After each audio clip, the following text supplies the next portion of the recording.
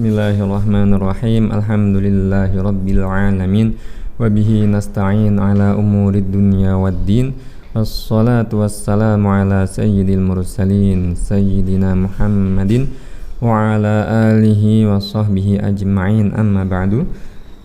Nukhlisun niyyah lillahi ta'ala. Qala al-muallif rahimahullahu ma yuqalu innal 'abda yaqifu baina yadayillah yaumal qiyamah falaysa ma'nahu anna allaha yaqifu fi mawqifil hisab yaumal qiyamah wa annal 'abda yakunu qariban minhu. Jadi kalau misal di teks-teks penyampaian ilmu agama Islam dikatakan bahwa innal 'abda yaqifu baina yadayillahi, kalau letterleknya redaksi Arab semacam itu, sebagian penceramah, sebagian pengajar di Indonesia mungkin cukup sering kita jumpai mereka menerjemahkannya bahwa seorang hamba berdiri nanti di hari kiamat di hadapan Tuhan, katanya seperti itu. Nah, jadi yang menjadi poin besarnya, garis bawahnya adalah yaqifu baina yadayillahi. Nah, itu yang jadi pokok permasalahannya. Falaisa ma'nahu. Nah, untuk pemaknaan yang aman, yang semestinya, yang sesuai tata bahasa Arab mestinya bagaimana? Di sini dijelaskan falaisa ma'nahu annallaha yaqifu fi mauqifil hisab yaumal qiyamah. Bukan berarti, bukan diartikan bahwa Allah berada, berdiri, berlokasi di suatu tempat wilayah saat hari perhitungan atau yaumul hisab, dan kemudian seorang hamba berada dekat, entah itu di hadapan ataupun di samping kiri kanan daripada Tuhan. Nah, jadi bukan maknanya seperti seorang terdakwa, seperti seorang hamba yang berada di hadapan sang hakim. Nah, kenapa demikian? Di sini dilanjutkan innama ma'nahu fi halil muhasabah yakunu fi halil hisab. Nah, jadi kalau dikatakan bahwa seorang hamba nanti di akhirat yaqifu, ya, baina yadayillahi. Yaqifu artinya, ya, kalau orang menerjemahkan berdiri masih masuk, ya, karena apa? Hamba, manusia, jin atau malaikat bisa disifati dengan berdiri karena memang sifatnya makhluk, bisa disifati, mungkin ya, untuk disifati dengan berdiri. Nah, tapi kalau baina yadayillah, seandainya kok diterjemahkan, dipahami bahwa hamba tersebut berada di hadapan Allah, maka jelas itu keliru pemaknaan dan pemahaman ajaran yang menyimpang, ya. Karena apa? Allah bukanlah sesuatu yang disifati seperti sifat manusia, seperti sifat bangunan, seperti sifat pohon, ataupun benda-benda lainnya. Allah ada, tapi tanpa disifati lokasi, tempat, koordinat, ruang, waktu, dimensi, ataupun sifat-sifat makhluk lainnya. Nah, maka maknanya apa? Nah, kita garis bawahi dan kita tanamkan dalam memori kita sama-sama bahwa makna innal 'abda yaqifu baina yadayillah dalam bahasa Arab, penerjemahan dan pemaknaannya yang aman dan tepat, ya, sesuai kaidah bahasa dan juga iman akidah kita adalah ma'nahu fi halil muhasabah, bahwa seorang hamba tersebut, ya, yakunu fi halil hisab, sedang dalam kondisi atau menjalani proses hisab, sedang menjalani apa? Perhitungan, pertanggungjawaban amal di hari kiamat nanti, ya. Li'anna allaha yusmi'u kulla insan yaumal qiyamah kalamahu alladhi laisa harfan wala sauta. Karena nanti yaumul hisab, pada hari perhitungan, Allah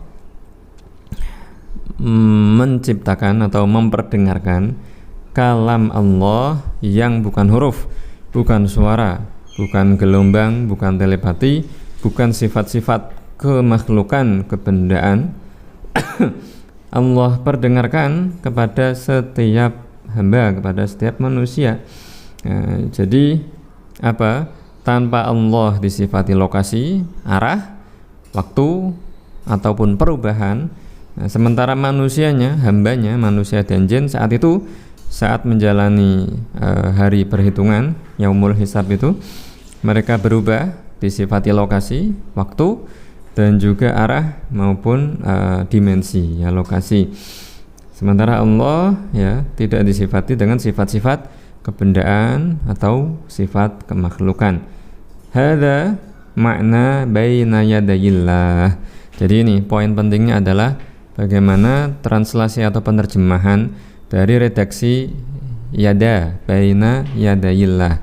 Ya, itu yang betul, bukan di hadapan, tapi apa? Ya langsung diterjemahkan saja, langsung dipahami saja bahwa hamba tersebut sedang menjalani proses hisab atau pertanggungjawaban amal. Walaysa ma'nahu annal insan yakunu qariban minal makan alladzi fihi Allah. Bukan maknanya bahwa hamba tersebut, manusia tersebut sedang berada di satu lokasi atau koordinat yang dekat dengan suatu lokasi yang dimana Allah sedang berada di lokasi tersebut. Nah, lagi-lagi apa? Kita pahami, kita kembali ke keyakinan pokok, keyakinan dasar akidah kita bahwa Allah ada tanpa tempat, tanpa arah, tanpa waktu, tanpa berubah. Nah, bukan berarti apa? Berarti tadi bukan berarti bahwa hamba berada di lokasi yang dekat dengan lokasi Allah, ya. Li'anna Allaha mawjudun bila makan. Allah ada tanpa disifati tempat.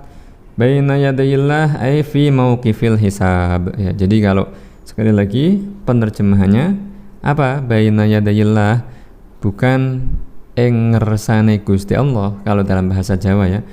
Nah, ya, andaikan misal itu sudah turun-temurun penerjemahannya seperti itu di kitab kuningnya, dari kiainya, talakinya seperti itu sanadnya, ya maka kita harus menjelaskan bahwa artinya, maksudnya bukan lokasi, bukan menunjukkan bahwa Allah bertempat di padang mahsyar atau di akhirat kelak, bukan. Akan tetapi apa? Bahwa hamba tersebut sedang menjalani prosesi hisab atau pertanggungjawaban amal. Nah, itu ya. Jadi kadang kalau tidak dijelaskan, ya gimana mau ngerti santri tersebut, ya.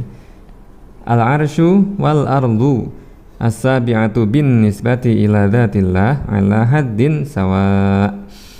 Jadi mau bicara arsy, mau bicara tanah, bumi yang kita tinggali ini, bahkan misal bumi lapis ketujuh yang paling bawah, ya, arsy ataupun bumi lapis ketujuh yang paling bawah, jika ditanyakan apakah berjarak kepada Tuhan, nah, maka jawabannya apa?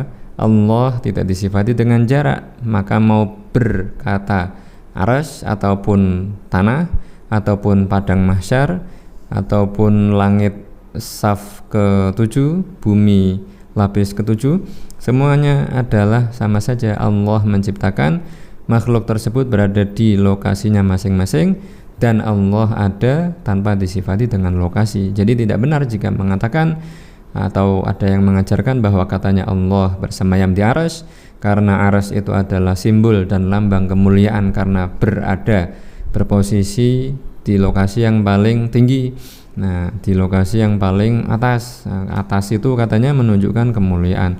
Nah, itu tidak benar. Bagi Allah, mau itu lokasi atas seperti arsy atau bumi lapis ke-7 yang paling bawah, ataupun posisi neraka jahanam lapis yang paling kerak, lapis yang paling bawah, itu semuanya sama. Dalam artian apa? Semua lokasi tersebut diciptakan oleh Allah, ditakdirkan oleh Allah untuk berada, untuk tercipta dalam lokasinya masing-masing. Sedangkan Allah ada tanpa disifati dengan jarak, lokasi, arah, ataupun perubahan.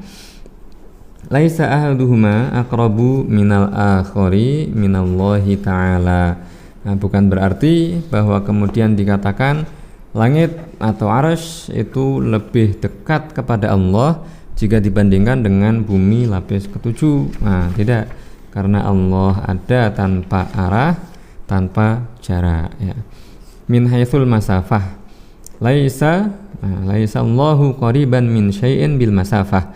Jika dikatakan bahwa Allah dekat dengan hambanya, maka bukan dalam artian jarak berapa meter atau berapa mili, wala ba'idan bil masafah, atau jika dikatakan hamba tersebut menjauh dari Allah, maka bukan artinya jauh dalam artian jarak. Al-qurbul masafiyyu wal bu'dul masafiyyu yakunu baina makhluk wa makhluk. Maka kesimpulannya apa? Sifat makhluk ya bagi makhluk, jangan kemudian dinisbatkan, disandarkan kepada Tuhan, jangan sekali-kali demikian. Jika dikatakan adanya jauh dan dekat secara jarak, maka itu hanya berlaku bagi makhluk dan makhluk saja. Sekian, wabillahi taufiq wal hidayah. Assalamualaikum warahmatullahi wabarakatuh.